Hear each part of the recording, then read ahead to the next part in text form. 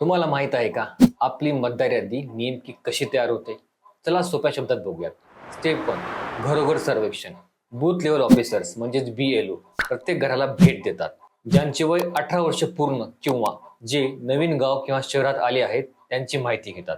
Step number 2, अर्ज form. नवीन नावासाठी form क्रमांक 6, नाव काढण्यासाठी फॉर्म क्रमांक 7, तर दुरुस्ती किंवा स्थलांतरासाठी फॉर्म क्रमांक 8 भरता येतो. स्टेप नंबर 3, पडताळणी. दिलेली माहिती आधार कार्ड, वयाचा पुरावा, पत्त्याचा पुरावा यांच्या आधारे तपासली जाते. BLO प्रत्यक्ष पडताळणी करतात.